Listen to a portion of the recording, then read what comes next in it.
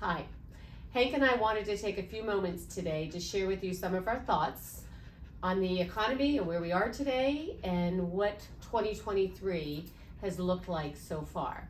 So as we all know, the main topics of discussion are the Fed's interest rates, inflation, unemployment, and GDP. So Hank, let's talk about it. Let's talk about it. Talk about the Fed's and interest rates and where we are today. So the Federal Reserve has a mandate by Congress that they are to try to help keep inflation low while at the same time maintaining high employment. And so the Federal Reserve starting last year was very aggressive raising rates, probably some of the most aggressive rate hikes that we've seen. And as a result, we're seeing higher short-term interest rates. Now, to me, that's a positive thing, especially for those who are holding on to cash and want to get some kind of decent return, where for the last 15 years, they've been virtually zero. But in doing so, we are seeing inflation come down. So the Fed's mission is being accomplished in that inflation is coming down. I think we've gone as high as in the upper 8-9% down to 4%. Which is great. How about this fear of a recession? So it's interesting, you know, when I went to college, Economic 101 said a recession in the textbook was 2 consecutive quarters of negative growth, negative GDP.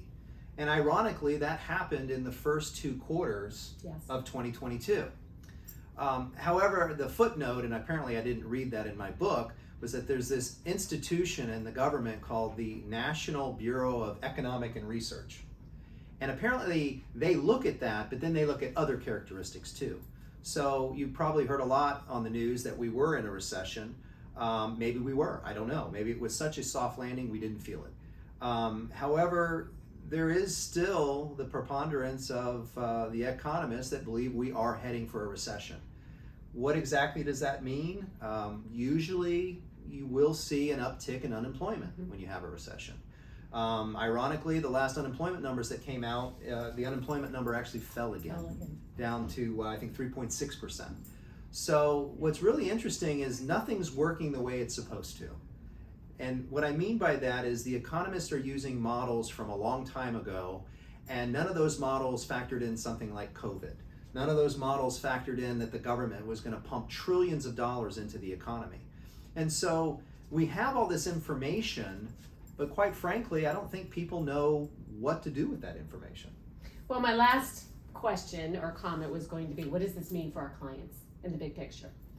So the bottom line is our strategies today are the same strategies we've had for the last 5 or 10 years. And those strategies basically are, 1, have a plan, understand when you need the money that you're investing, and if you need money in the short term, it shouldn't be invested in the stock market. Because of all the information that's being bombarded at us, you can't take short-term information and manage your long-term investments. So again, we believe in time in the market, not timing the market. We believe in being very well diversified. And last, we believe that money that you need short-term, and this could be the next 2 to 5 years, shouldn't be anywhere close to the stock market and should be in more conservative investments.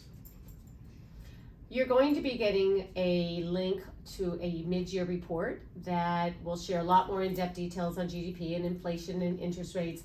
Please don't hesitate to reach out to us. Call us. We're here. Thank you.